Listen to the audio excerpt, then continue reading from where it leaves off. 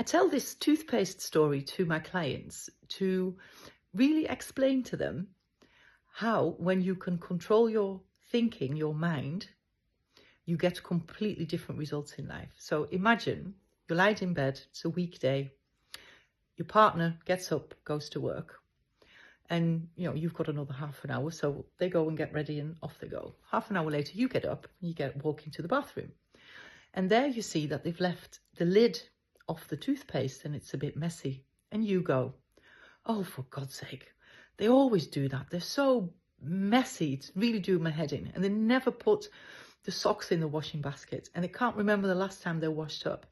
And that weekend we had away, a few weeks ago, we just argued because they never do anything. Can't remember the last time we had a good laugh or when we went out. And that holiday we went on 5 years ago, we had a huge argument also about being untidy. And 10 years ago, this and this and that happened. Now, imagine that you're on that thought pattern, that spiral, and at the end of the day, your partner comes home.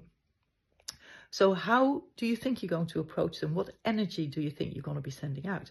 Quite negative, right? So you might just about say hello to them, and you may even start pulling them up about leaving the lid off the toothpaste, and you might end up with an argument. And if this goes on for a long time, you might end up wanting to divorce them. Now, imagine, same situation. You're both in bed, your partner gets up, gets ready, off they go.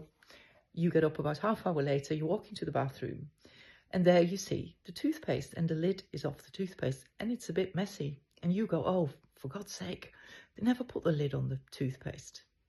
But I'm sure I do things that really annoys them and frustrates them too.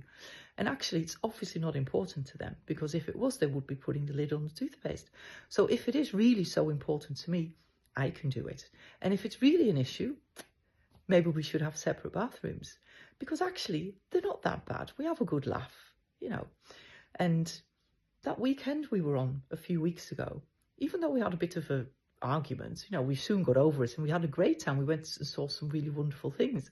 And that holiday we went on 5 years ago, it was actually amazing. The weather was beautiful. We did some lovely, lovely things. And 10 years ago, we had an absolutely fantastic time.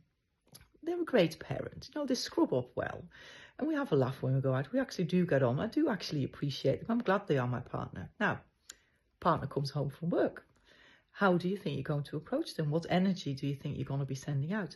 Positive energy, right? Because you've been on a positive train of thought about them. So now they come in, you might give them a big squeeze and say, oh, I'm so glad that we're together.